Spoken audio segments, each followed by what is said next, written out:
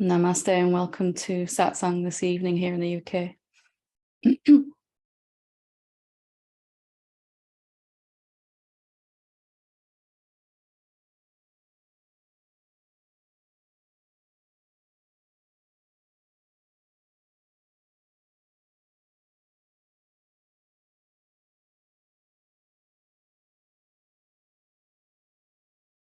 Just remember why we're here in Satsang, what the purpose of Satsang is for. I always like to bring us back to this to start off with, because it can be something that we can lose focus on to some degree. I know I used to. Like, we're here to learn how to deal with emotions, or we're here to figure out what to do with the mind, but really we're here to wake up and remember who we really are, that we're not a someone, we're not just a mind and a body. We are the omnipresent self that is everywhere. There is only one being here. And it's expressing itself through all of these bodies and all of these forms. And Satsang is to come to realize that experientially, because only that is going to give us lasting, effortless peace. So I've got loads of questions here that have been sent in, so I'm going to dive into these questions, and we'll get through 3 or 4 of them, and I'll open it up here and see if anybody wants to ask anything or share anything here tonight. So this first one says, what is it that is looking for a separate me that I can't find and that is not there? Is it not the formless self that is looking? So what is it that's looking for a separate me, excuse me? What is it that's looking for a separate me that I can't find and that is not there? Is it not the formless self that is looking?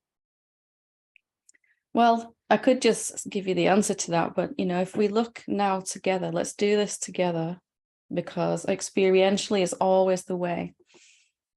So we take ourselves to just be this mind and body usually, and that there's someone, an energetic someone or something living inside the body. So let's look. You said here you can't find it, and it's not there, this separate me. There's a body, there's a mind, there's there's thoughts, there's sense perception going on. And right now you can see what your eyes are seeing, you know what your ears are hearing, etc. But can you find a someone that they belong to? When we say my thoughts, my mind, when we search our being, you are here because you're using this body to attend the satsang. But what are you here as? So when we look and we try to find, we find a body, we find some thoughts, we find emotions if they're present, sense perception, maybe feelings going on in sensations in the body. Can you find a me, a someone? When I looked like this for the first time, it was really quite shocking, because I was sure I knew what I was going to find. I was going to find me, this legendary character that was the whole focus of my life, and most especially the whole focus of my awakening. The one that was going to get there, the one that was going to enlighten. When I actually tried to find it, there was just a body and thoughts and sense perception going on. And then there was this empty nothingness, this not a thingness, this formlessness, this that's not a something or a someone. Let's look and see, can we find this person that we've taken ourselves to be when we actually look? I'm not talking about thinking about it. Let's actually look and see. If you want to experience freedom right now, let's do this together. Can you find someone? When you say my thoughts, my emotions, my karmic pattern, my body, what are you referring to? Is it actually a someone, or is it something very different? Be very different to what we're expecting at first. And when I looked, I couldn't find this person that I thought was going to be sitting inside my body. Couldn't find this Helen character. And as you said here, you can't find it. So what is it that's looking then? What do we find? Something is here to want to find out, to check and to see. Is it the body that's looking? Is it the thoughts? Are thoughts sentient in themselves? Can they look for a someone? Emotions, is it emotions looking? Is it sense perception? Or is there something else here that is you? Something that's completely of a different character and quality. Something that doesn't have any qualities. You can't see it, can't smell it, you can't touch it. You can touch the body, but you can't touch your real nature. Where is that? So if we don't find a someone when we actually look, what is it then that's looking? And as I asked myself this question over and over again, the only answer I ever found was this formless, empty nothingness that seemed inert. It seemed boring. It seemed dull. It seemed dead. It seemed definitely not sentient. It seemed like the intelligence was here, well, most days. And then the space that the body was appearing in, I said, was definitely not sentient. And I came to see, flip that around, that the mind is just a thought machine spewing out thoughts powered by this, whatever this is. So whatever you find when you can't find the me, whatever you do find must be what is looking, because that's all there is left. And if this separate me, as you said, it's not here, can't find it and it's not here. Was it ever here? This is one that really helped me. Has it just run away while we're doing this self-inquiry, the me, so that it doesn't get caught? Or has it never been here? And every time I looked, it was absent. Couldn't find any substantial thing about me at all. About my body, yes. About my thoughts, less substantial than my body, but definitely more substantial than me, somewhere in the middle. And the same with emotions. And slightly more subtle forms of thoughts. But me, what I'm calling I, wasn't a thing at all. And that was the only thing that was here, actually. It must be what is looking, but you need to do this yourself and prove it to yourself over and over again. Every single time I look, there's nobody here. There's just the infinite self showing up. The capital S, the one that's everywhere. And mind might say, I don't want to do this 100 times. It's dull, it's boring. But every time I did this, it started to feel really quite peaceful. And then every time I didn't find a someone, there was also nothing to hang my karmic patterns onto. There's nobody with any problems, so there's no problems. And my life began to change to reflect that. It was my powerful imagination that I was a someone, and that these karmic patterns belong to me, that I kept experiencing this. It's well worth looking and really finding out. Do you have to solve all of this that's going wrong? Or do you have to just double check and see what you really are? Could we be so powerful that we're good at imagining things, and because of the infinite power that we are, not that we have, because that would be a someone, infinite power that we are, whatever thoughts we're imagining in front of us, our reality takes the shape of those thoughts. And they really, really seem to be a someone on a pathway to awakening, almost there, but never quite there. So is it the formless self that's looking? In the end, that's all I could find, again and again and again and again. And I came to see it's recognizing itself. In the absence of a someone, we find only emptiness. And even in the presence of a seeming someone, we find only emptiness. I hope that helps. Excuse me. The second one says, I'm experiencing, and the body never lies, I am experiencing sciatic pain. And the chiropractor said, I am, or my body is stuck in fight or flight. Can you offer me a question to stay with that takes me beyond the urge to fix the pain and welcomes the disorientation it provokes with love and gratitude? So any physical pain happening in the body is going to there's going to be two things that happen in response to that pain in any human being. And quite often, even in an awakened being, there's going to be something arises with the pain that doesn't want that. As you said here, this urge to fix it, to get rid of it. And there's also going to be something that, maybe they're the same thing, that pushes against it. I don't want this.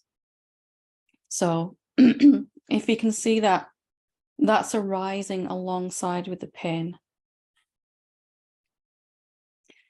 And that the reason that we're pushing this away is because we feel that it's happening to us.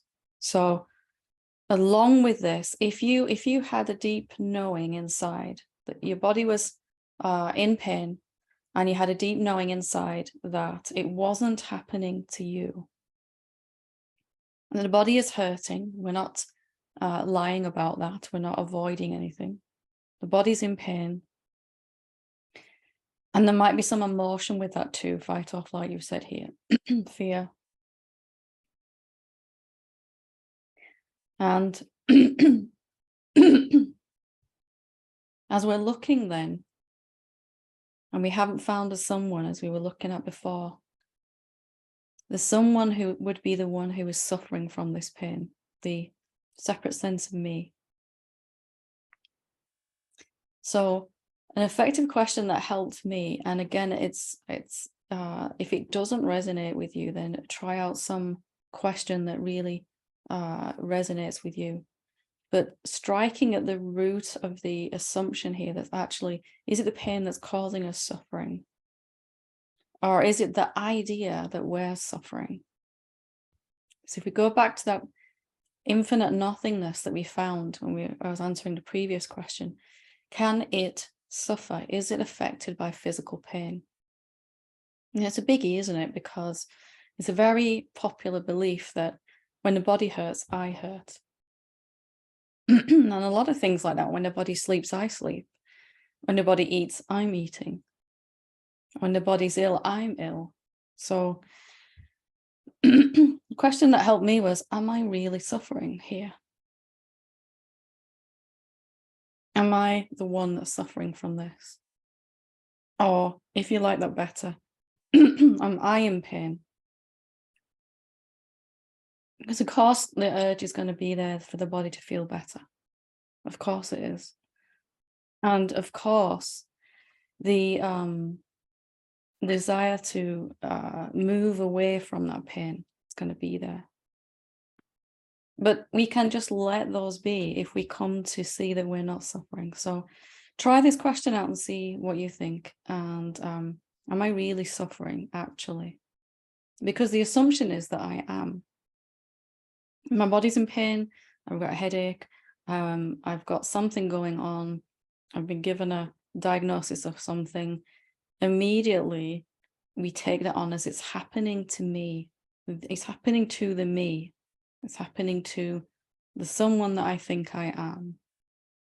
And this isn't a cold thing. This isn't, I don't care what happens to the body because I'm okay. You know, it's not like we're rejecting the body or the pain when we look like this. But the body will cope and respond better if we're not in the way of that process. And it can also heal itself better if we're not buying this idea that we're suffering. And it goes the same with emotions too. When fear arises, we think that I'm scared, I'm angry, I'm ashamed.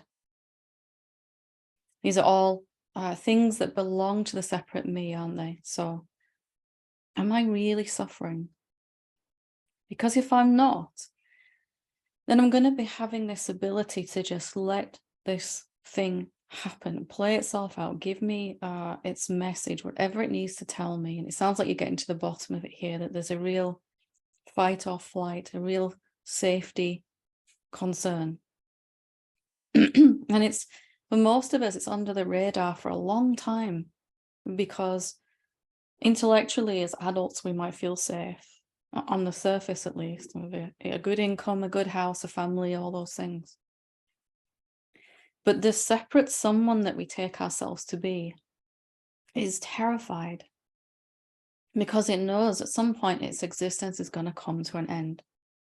It's going to die at some point. It's going to cease to exist.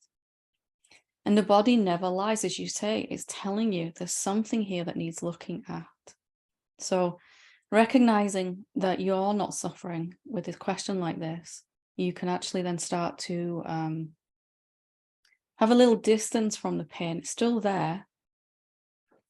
Just like with an anesthetic or a pain pill. If you take a pain pill, it doesn't get rid of the pain. It just stops you interacting with it in a separate personal way, doesn't it? So kind of the same thing, but not from any substance, any pain pill or anything, just the recognition here that who I really am, it can't be hurt by anything. Whatever's happening in the body and the mind is not happening to me. It's happening inside me, and that's a very different thing. Okay, so let's go to the next one. Hi, Helen. This question is about the anxiety. You mentioned you suffered it and overcame it. I had it since childhood, and in the last couple of years, it's intensified. In the last couple of weeks, I feel it more palpable than ever before. I guess it may mean that the resolution is close. Thanks. Yeah, so for me, the very first memory I have is of feeling absolutely terrified as a child. And that fear was in the background of my whole existence. Very small moments where it was absent, or seemed to be. Most of the time it was there. So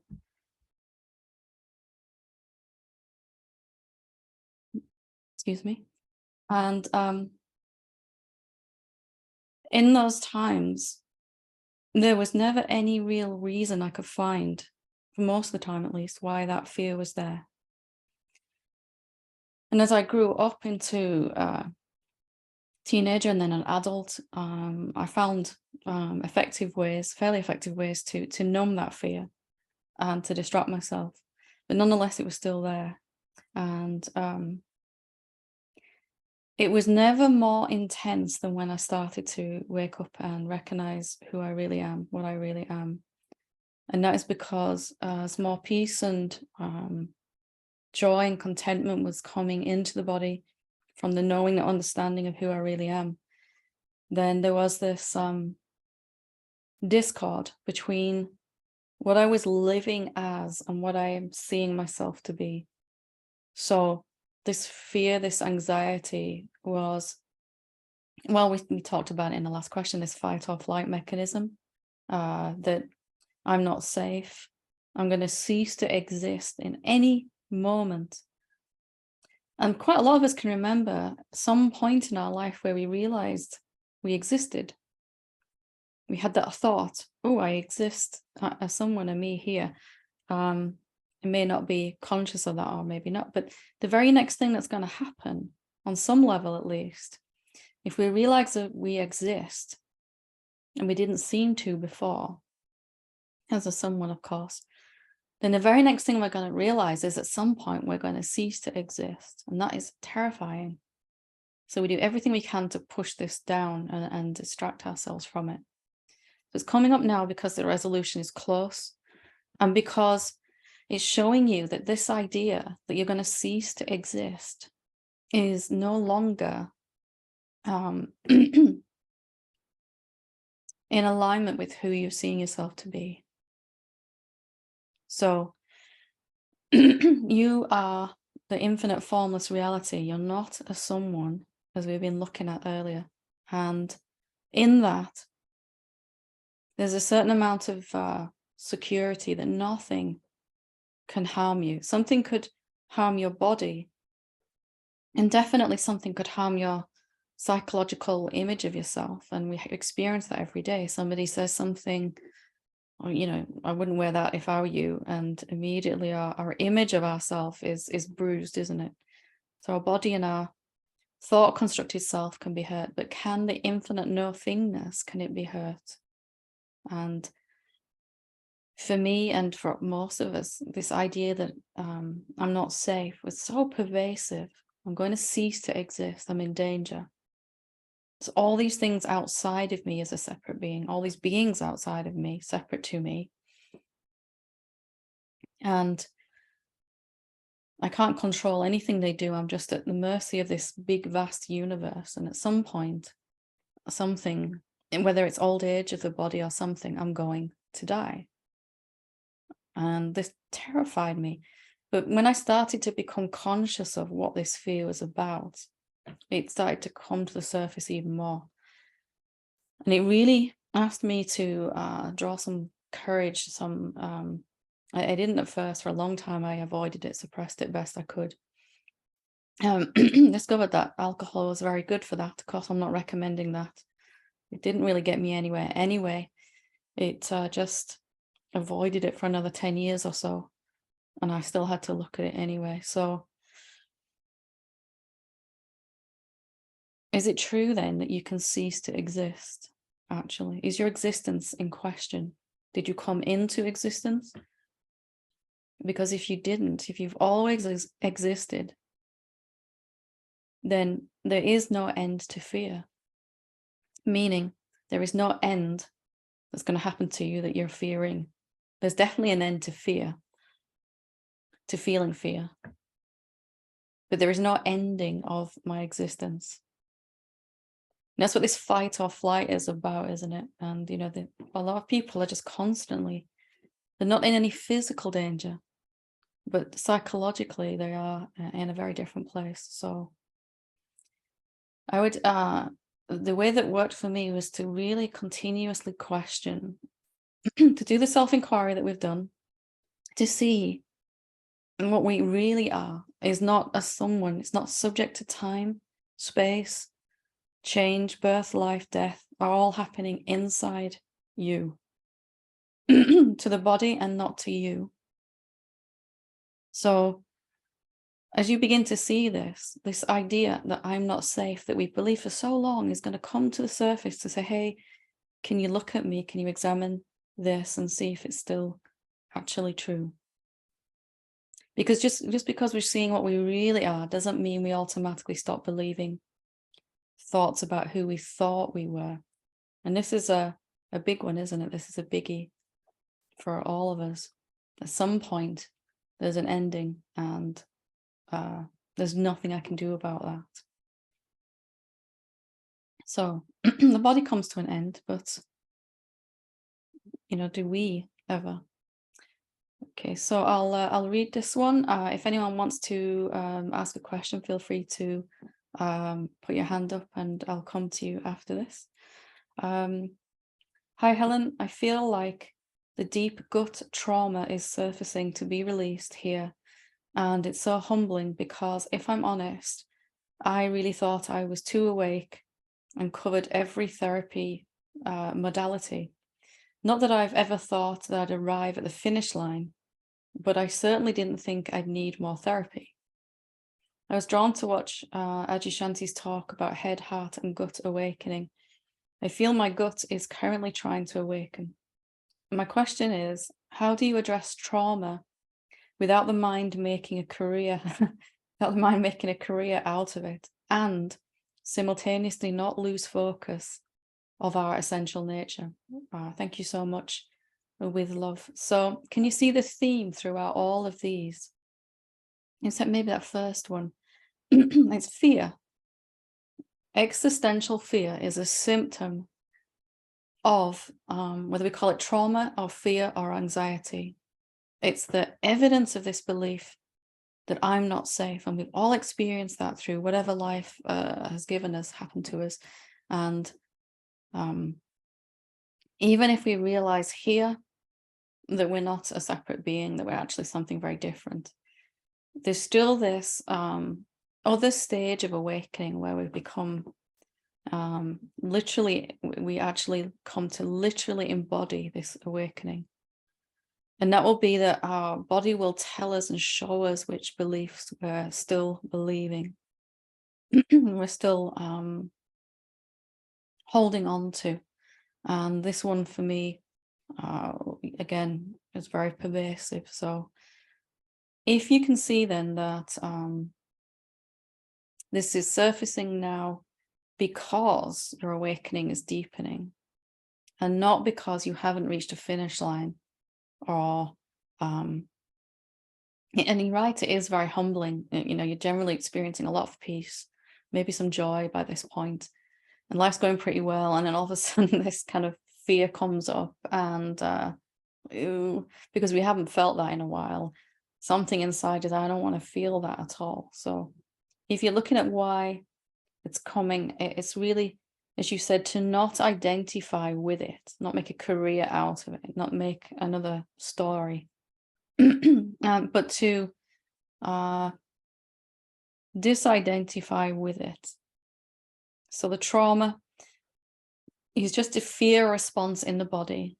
It's things that when certain things happen to our body, at the time when they happened, we didn't feel able to, or didn't know how to process the emotional charge, to just feel that emotional charge.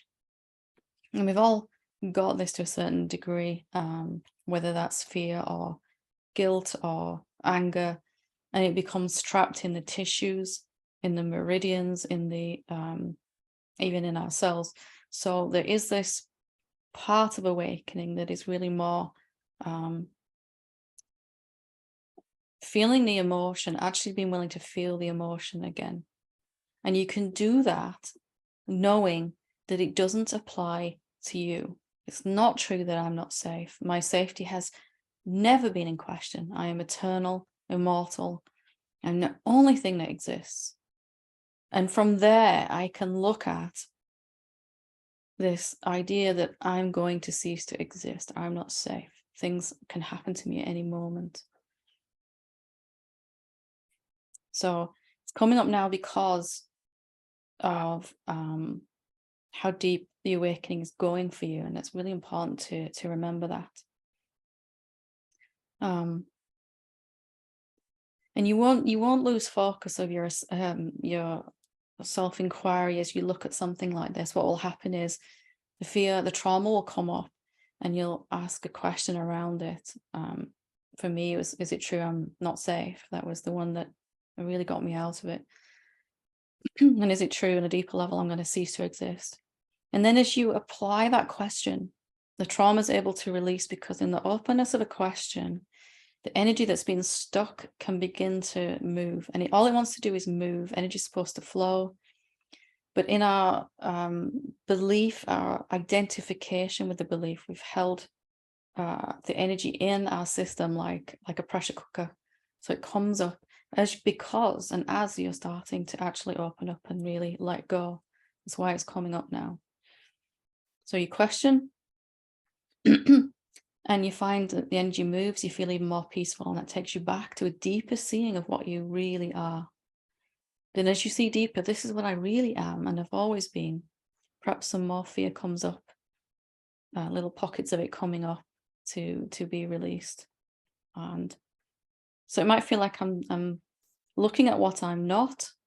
I don't want to lose focus. That automatically takes you back to what I really am, looking at what I am. And then as you look at that, it'll bring you back to here. And this is the journey for a little while until most of these things have been worked out. Or more like this, they're just going along together. So how do you address trauma without making a career out of it? The mind. You feel it and you don't buy the story behind it. Or you notice if you buy the story behind it and you apply a question to come out of that. Whatever the story is, you ask if that's actually true. And then as you're asking that question, you cannot be in identification with it, believing it. Okay, so if anyone would like to ask anything, feel free to put your hand up, or I can read some more questions. Lena, when you're ready.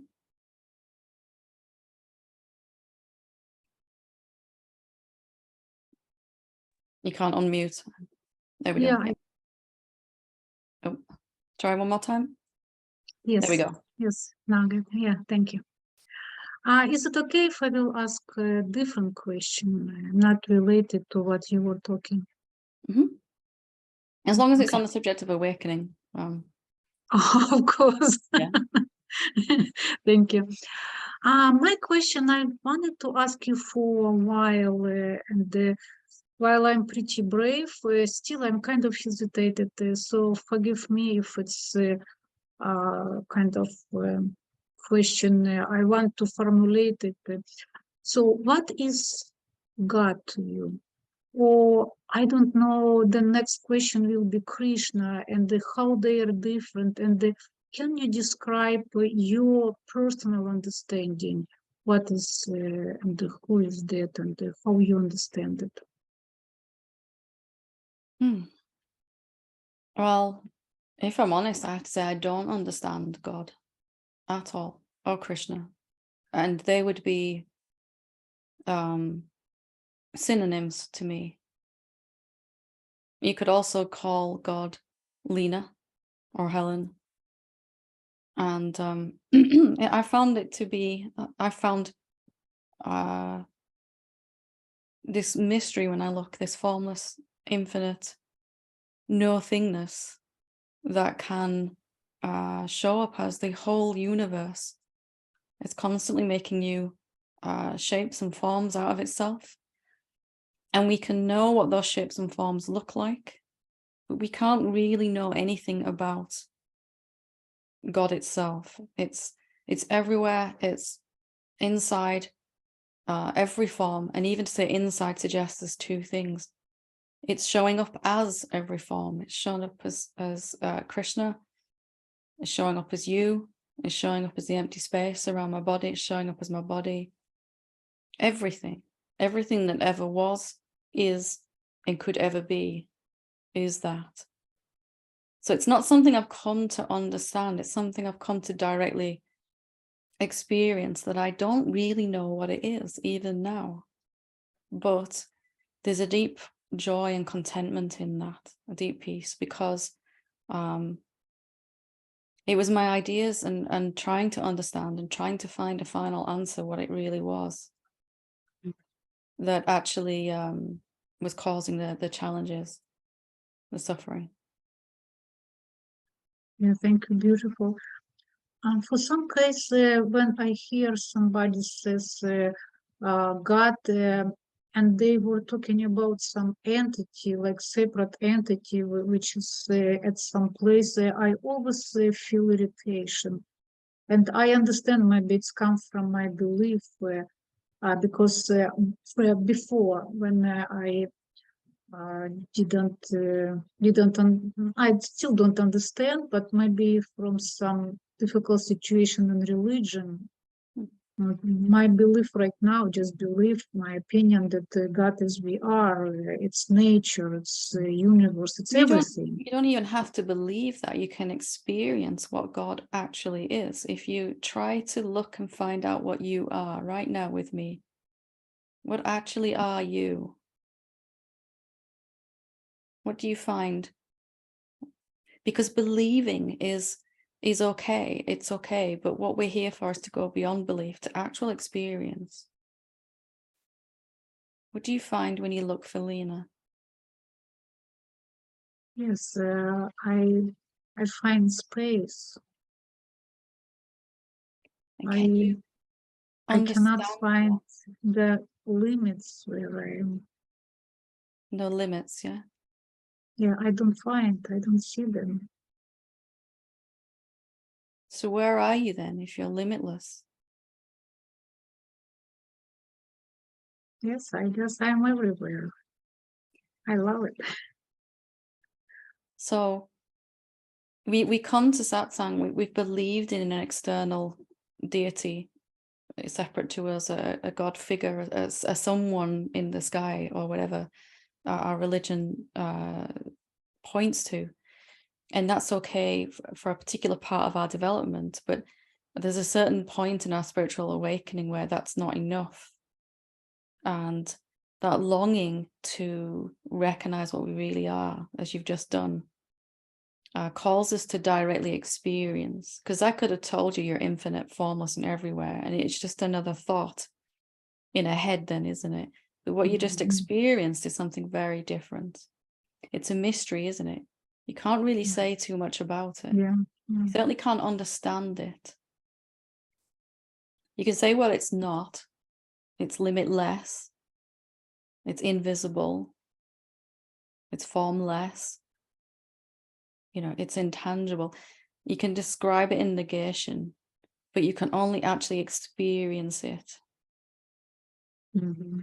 So that's what satsang is for, then, to come to that understanding that I am not what I thought I was at all. What I really am is something very different. You might use all these words like silence, awareness, consciousness, presence, God, self with a capital S, but really it's got 1,000 million names, but you can't really describe it, can you? Emptiness, nothingness, consciousness, space, being. They all point to it, but they're not the actual experience of it, are they? Thank you very much. Beautiful. And a little bit confused me if we are God. Do we need to improve ourselves? It's endless questions. You tell me from what you've just experienced. Do you need to improve yourself? Yes, it feels like not. But how about, for example, something habits to be better, or we are coming here. It's also we are coming here to feel better. So it means we need to do something. Are we coming here to feel better, or are we coming here to find out what we really are? And that has the side effect of making us feel quite nice. And, you know, as you keep attention on what you really are, and let go more and more of the stories about who we thought we were, that I need to improve myself is one of those, then you find that improvement just starts to happen anyway, but not from a place of imperfection, from a place of this is how my mind and body continue to evolve as I recognize I'm just here as this. So our thing is put intention on what we want, and look from the perfect we are. Yeah, just rest in what you really are as often as you can. Yeah, that is meditation. Putting attention to what we really are, and then everything else will fix itself. Perfect. Beautiful.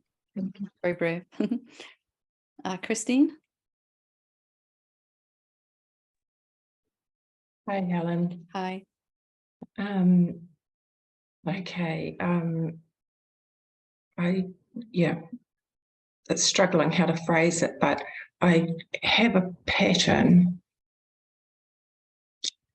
Well, a small me has a pattern.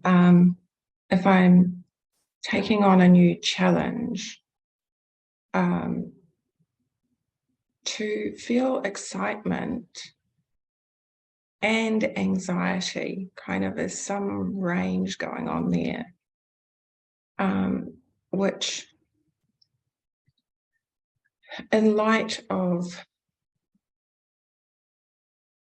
awareness or presence being infinite and unlimited and having no lack, I'm really interested in, so there's some, maybe is it because I'm thinking I'm doing it as a doer, as a small me, because I get excited about the new challenge, I approach it and start preparing and getting ready and starting whatever it is. But at the same time, it's like I burn myself out. It's like I go and end up, feeling quite run down and exhausted. Yeah. And so I'm thinking somehow, is it because I'm approaching it as a doer? Because, there's excitement, there's energy there, but then so it'd be lovely to be able to approach a challenge and keep up with some, that there be that no lack of energy to be coming from self, I guess. So I just wanted to, ask you about that sort of thing. You probably find there's a mixture going on right now. There's more recognition of this infinite stillness that wants to move in a very dynamic way. There's this life force that comes to begin this thing, this project, whatever it is. And there's also this remnant of a someone. What if I do it wrong? What if I screw it up? Yes. So the where the thoughts are being believed, it's going to just firstly diminish the joy, and it's going to tire the body out, and just cuts off the life force that's flowing in abundance. And you can probably remember as a child that you would set out to do something and there was just so much excitement and there was no thought at all of what if I screw this up. There's just, this is going to be great fun. You didn't even care if you screwed it up even, so you're switching over. You're not living in this constant anxiety of everything I do is under a microscope, of the separate someone. But you're really noticing this where these beliefs are being believed, when there's a lot of life force energy coming through the body, excitement, passion, desire. It'll really be obvious where there's still some thoughts being believed. You have this big high and then this crash, So just to, okay, what are those thoughts then? What's the worry about this? What's the mind saying about it? And then you can look at those and so usually it's the same type of thing. I'm going to do it wrong or something. Yeah. Something like that. Yeah. That's true. I don't do it wrong. I don't have enough support. I don't have enough fear, whatever. So remembering who you really are, can you be without support or knowledge of how to do this? Sometimes like some things arise in my life and I need to do something, or the body needs to do something. I don't have the skills myself or anything. And before I was like, how I'm going to figure this out. How am I going to make this happen? And that's the tension right there, isn't it? So now it's like, oh, something needs to get done that I've got no clue how to do. It's going to be interesting to see what happens here. Or, obviously, what you're doing with this project, but the mind is just, so it's not like that, but the mind is trying to figure out how to do it, isn't it? It is, yeah. Correctly or something like that. Yes. In reality, you're just watching the body do it. Yeah. Yes, I'm looking forward to that switch over. You just notice it, right? You notice the body gets up. Right, I'm going to start painting. Today I'm going to decorate my house or something. Yeah. and the mind says, I'm going to do this. The body's already up and moving and getting ready. And the mind says, let's do this. Like it's got some kind of control over it. It takes ownership. Yeah. And I noticed it one day. I was in the kitchen and I turned around and knocked a cup off the worktop where it accidentally knocked this cup off. And my hand shot out and caught it. Wow. In a moment. And I was, faster than I could even think. I caught it. And mine just said, oh, I did really well there. And it was like obvious because it was a split second delay. My hand moved so fast. And then mine said a fraction of a second afterwards, oh, get you, you did really good. But because of the time delay, the real quick, and yourself, if a car pulls out in front of you, your foot's on the brake before you can even think about, do I need to brake? It's this commentator that's taking ownership of everything the body's doing spontaneously. So just kind of catching it there and going, can I really do this wrong, actually? Can I run out of resources if I'm everywhere? Yeah. Wonderful. Yes. So just really interested in clearly seeing the doer and being able to step back from that. Yeah, when I started writing books, they just started happening. And I had a nightmare of a process. I really had to detox from this doer because I was writing these books and, oh my goodness, I'm going to get it wrong, and what if I don't say the right thing? What if I don't get across what I want to get across? And it just completely taught me that the body is just doing it, even that, and I was watching this book unfold in front of me going, I have no clue what's happening. So it was a real, but life's showing us that in every moment, isn't it? You put your hand on something hot, you don't have to think, I need to move my hand away. It's already gone, isn't it? Before you can even think about it. Yes, that's true. The body just moves spontaneously. Yes. Yeah. So just beginning to slow down a bit and notice that happening. Yeah. You go to the fridge, eat something, mind says, why am I eating this? I don't really need to. I should have chosen something else. And all of that is just like, just talk going on. The body went to the fridge and got some food. That's all that's happening. Without the stories, that can regulate itself, can't it? It's just this constant personalization of everything that's happening to the body. So, wow, thank you so much. A lot of life force flowing. You can really feel that resistance of those thoughts, can't you? It's really noticeable. So it's the thoughts and the identification that shuts down that life force. You can never shut it off completely. No. But it will impede it and you'll feel really tired, or miserable. Or you'll feel like you've exerted a great effort. Where when you're having a lot of fun, it doesn't feel like effort or work, does it? It's just exciting, Yeah. Wow, thank you so much. Thank you. Going to enjoy watching this.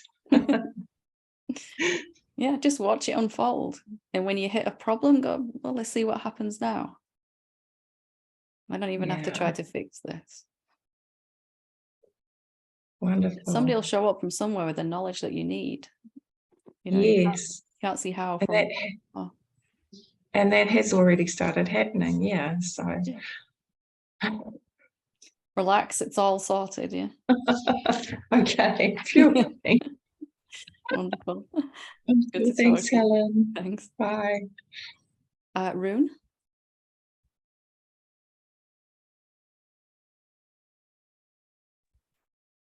Hi. Hello. Hi. Let me put this thing back. There we go. Let's see. Thank you, by the way. I love these, and I'm so glad I was able to make it. And thanks for letting me work while I'm here. Thank you. I have to know what you're doing. What is it you're actually doing? What's kind of... I'm making slippers. Oh, wow. Awesome. They're sheepskin. Fantastic. Very cozy. I've been reflecting a lot on how much expectations have been a distraction on the path. And like the preconceived notions often like packaged up and delivered to me by other folks about, you know, what experience you're going to have, what to expect, and my clearest and most ridiculous example is I have aphantasia. If I close my eyes, I have no mental images. And so in the whole world of people seeing auras and leading guided meditations, I just figured I was not good enough to be there for a while. And I've come to a much better place where I'm much more interested in the experience that is happening instead of looking for the experience to happen, and interjecting that space between me and reality. And what I'm finding is like this sense of like a spiritual loneliness. And I see that like folks really enjoy anthropomorphizing the divine. And most recently it hit me. I don't like guided meditation much anymore, but I was listening to one and it was telling me to locate a spiritual benefactor. And I'm like, I just can't talk to a piece. It doesn't make sense to put a face on it. And it just like suddenly I'm not talking to the divine anymore as soon as I've slapped a face on it. But I feel like because I can't, I'm missing out on a conversation.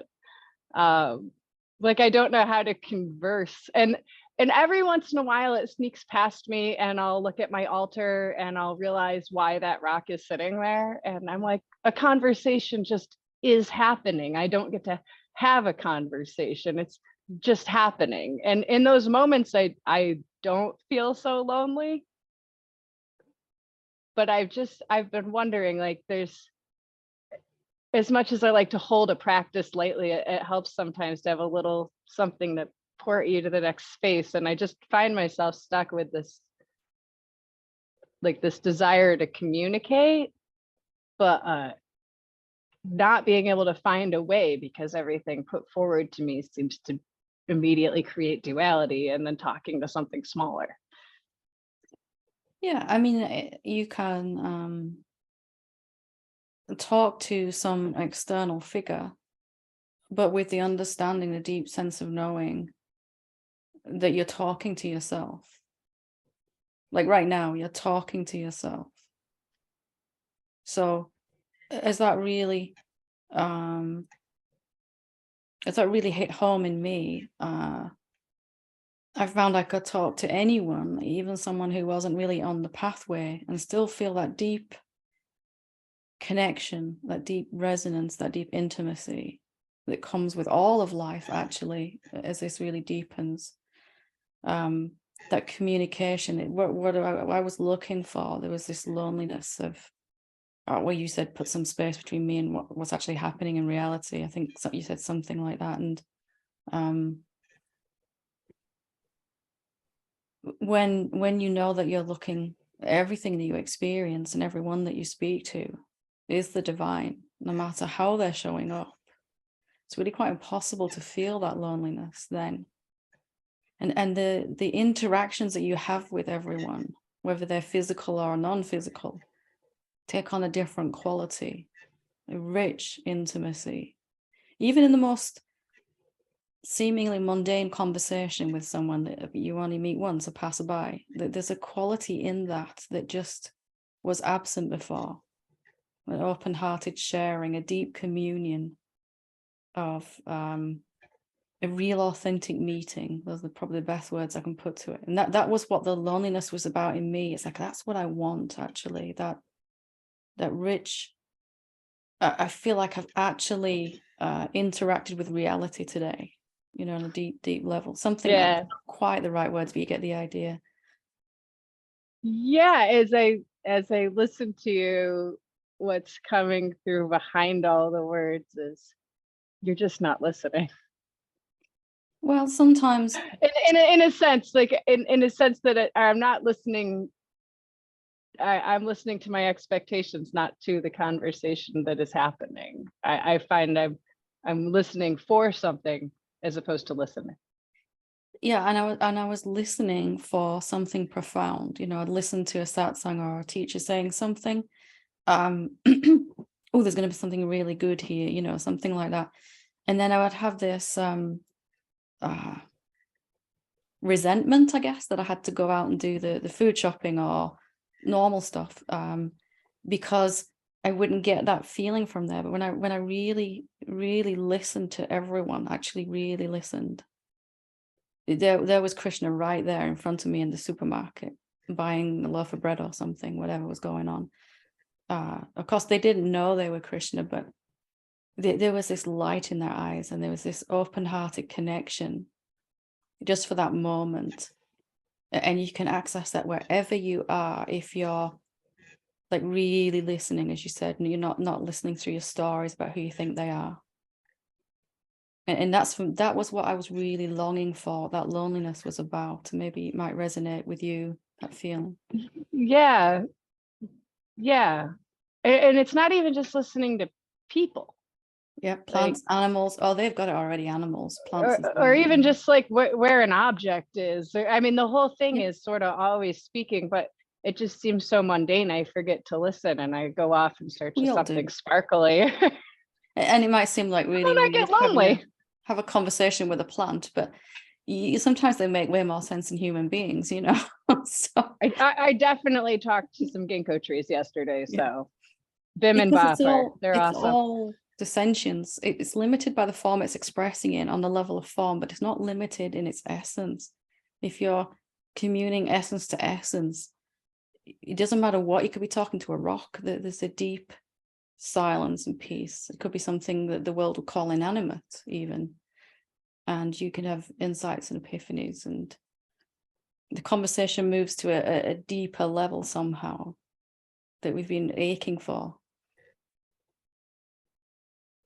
Yeah, as soon as the rock stops being a rock, usually. Yeah, I'm pretty much in that. Yeah, you got it. You're there. Can't hang on though. Not quite yet. Just instead of hanging on, just catch yourself. Okay, I'm going to go into the store and talk to this person. Can I just like really meet them? Or I'm going to go and do this thing. Can I really just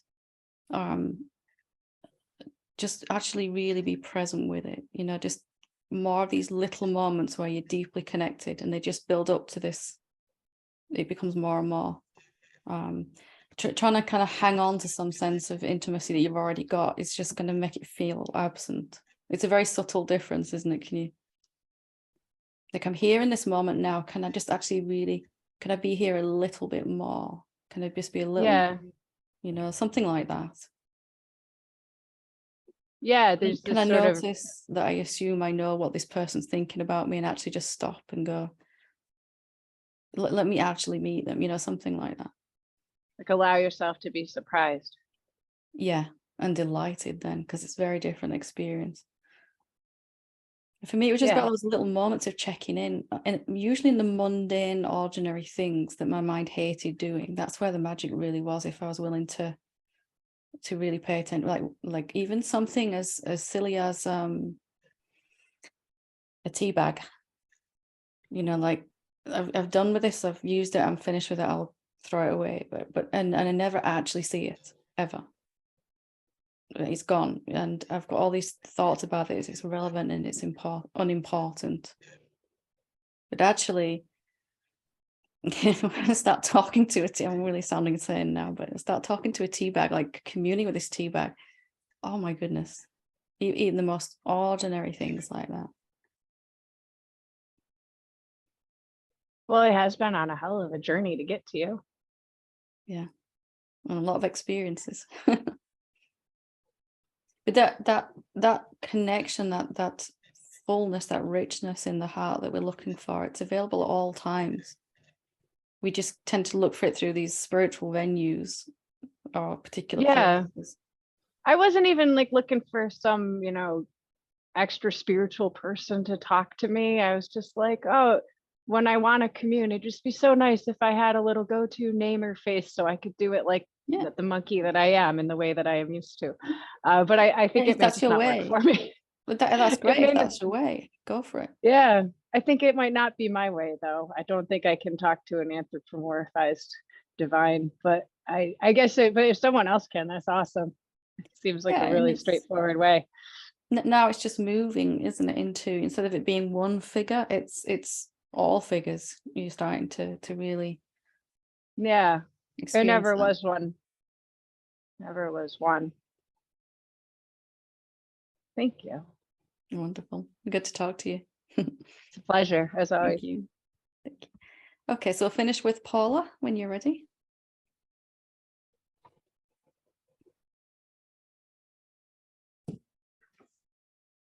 Hi. Hi.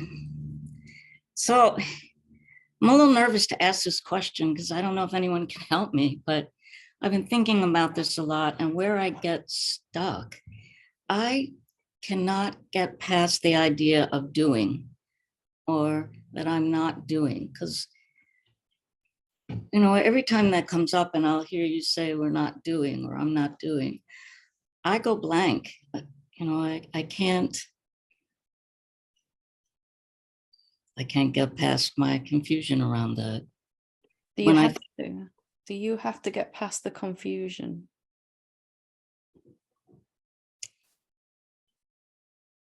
What's that blank like? Check out that blank. Well, Is it peaceful there? well, it's certainly a not knowing. But why would I want to get past it? Do Because you even have to? well, it seems like it's a doorway to something that would be really profound to understand. So something about you is doing, the body is doing, right? That much we can hopefully agree. Right. Your body does stuff like my body does stuff. And there's also an aspect to you that's not doing anything. That's I get that. yeah. And do you have to pick one of those? Well, maybe the question comes up is, what's the connection? So what's I the do connection? get the not doing. I actually do get what in me is not the body mind. Yeah. That was such a revelation. It blew me away. But So where does this body and mind come from then that's doing? Where's the sense of doing come from? I have no idea. Where did it come from? Well, Where's the source of it? it comes from desire. It comes from a sense of responsibility. Yeah. Uh, And before even that, where did it come from? Where does desire and responsibility come from? I'm making you work hard here, sorry. yeah, that's great. I want to get to the bottom of this with you because I can see it's really been bothering you. Where does it come from? Well, I don't know, maybe.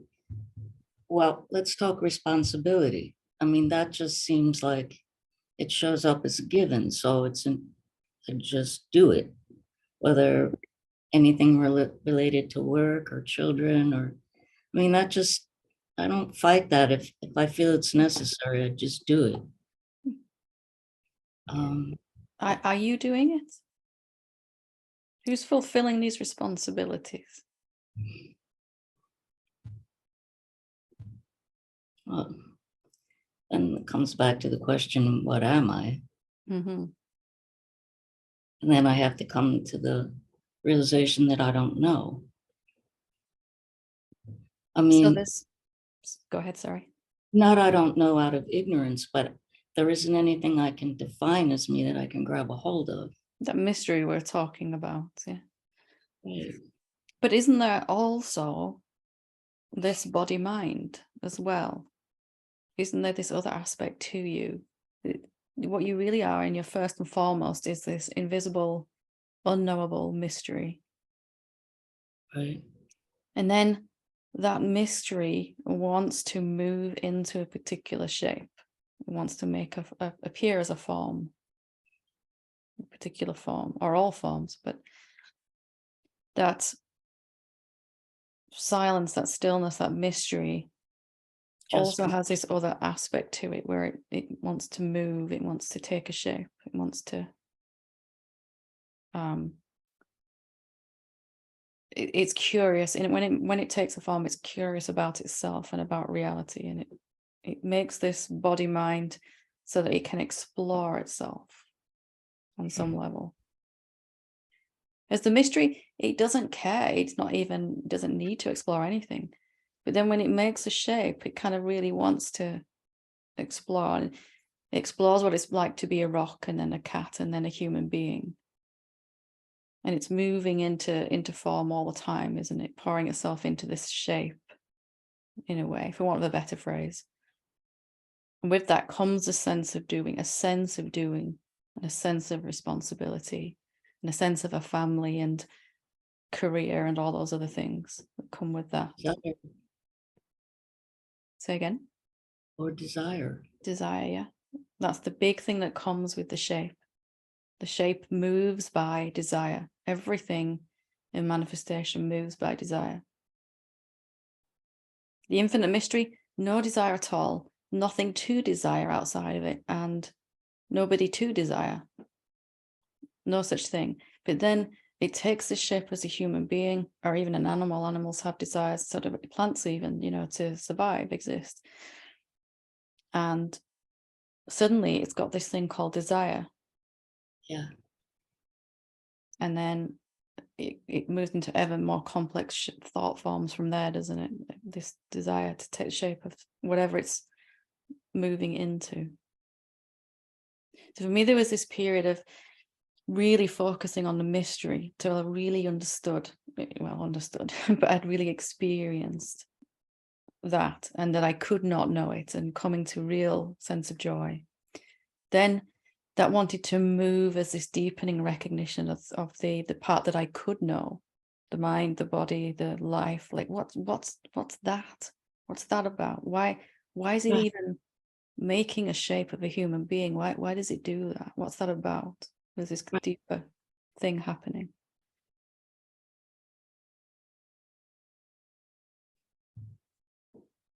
You're smiling, so maybe we've got through some. Did we get somewhere? Something. You did. So You could. necessarily we have to put a lot of attention on where the body and mind come from for quite some time until we break through into that seeing. But that mystery, we could also call it love, and it loves itself so much that it wants to experience itself, interact with itself, so it makes these human shapes where it can actually even come to recognize itself. That's a really different way of looking at desire, when you always hear about desire being the thing that pulls us away. It does for a while, until we figure out what we really want. So that desire, none of us would be here if it wasn't for that desire to wake up. None of us would be in this satsang right now, would we? Right. But that desire is diluted by, I want a better job, or I want another child, or I want more money, or whatever it is. I want to lose 40 pounds, or whatever it is that we want. And then eventually we kind of come to see that we want all those things because we think it's going to make us feel better. And actually what we really want is to feel as good as we can. And the best way to do that is to recognize who we really are. Right. And then there's a kind of a static phase a little bit while it sees itself. But then eventually it wants to move back into interest in the form, in the world of form. But from the place of knowing what those forms really are. It's not, we might even go back to those same desires. I want a better job. Okay, why? Well, because I deserve it. I want to have more fun. Not because if I can finally get a better job, then I'm going to feel good enough and be able to pay my bills, which might have been the desire that was driving it initially. Now it's like, what's it like to interact in this job with my co-workers, knowing who they really are, knowing who I really am. Now it's exploring and discovering, and it's driven by desire, isn't it? All of it. It's the whole, like it's exploring itself right now in this conversation, in this satsang. It's this desire is still functioning even here, isn't it? Right. Desire is such a dirty word sometimes, Right. almost taboo, because it doesn't have any desires when it's unmanifest, and that's true. But the other side of that coin is it has a lot of desires when it appears as a human being. A lot of desire. And one of the first desires, how on earth did I fool myself so long into thinking I was a someone? How did I pull that off? So Right. make sure it doesn't happen again. Right. Here's this sense of doing and responsibility then we were talking about, where I thought it was me doing it.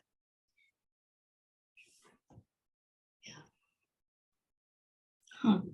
I don't think you were going to be able to help, but you really did. I don't know what we said, but we must have got somewhere with it. So as long as it's Well, it's this natural, I'm going to use the word inward first of all. It has to recognize itself in its invisible, intangible quality. yes. Aspect. Right. But then the natural outpouring of that love and that desire is to want to re-embrace the human existence from the place of truth, though. What's it like to live my life as I'm conscious of who I really am and can't get caught anymore? What's that like to move around in the world knowing that everything is me? Not that I'm going to tell everyone because it would freak them out, but without that fear, without that resentment, without the resisting the desires when they come, those things. But it's helpful for me to be reminded that the unmanifest is also the doer. Like that part of me that made that separation just couldn't get beyond it. Mm-hmm. That's really profound what you just said there. I know The part that made the part that imagined the separation couldn't get beyond it. But the part that was never divided can really get what we're saying here, right? Yeah. Something just slots into that. Oh yeah, not an up here thing, just some recognition. So do you have any desires? Yes and no. That's best we can say, isn't it? We can't really say either way in the end, because to do so would be to limit one of the ways we can express ourselves. Right. Wow. Took me a long time to figure that out and a lot of suffering. So I'm glad we've been able to shortcut it. It's a big one, isn't it? Because there's still this seeming someone that's doing stuff, and there's the desires and all of that, even after you've seen who you really are. That's still Right. going on in front of you as your life. You made me cry. Apparently I'll do that, yeah. Good tears though, happy tears, hopefully. Yeah, thank you.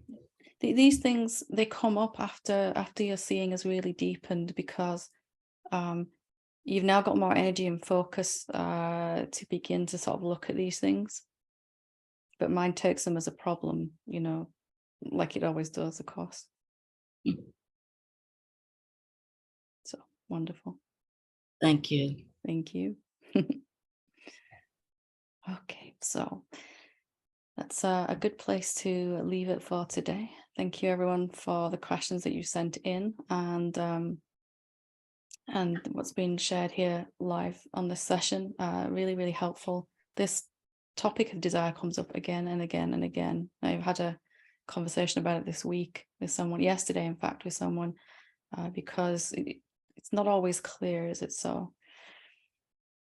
I'm glad that we were able to look at these things. the more subtle aspects of awakening sometimes take the longest to, or living as the awakened self can take the longest to come to peace within our hearts and body. So thank you for bringing them forward. Thank you. Namaste.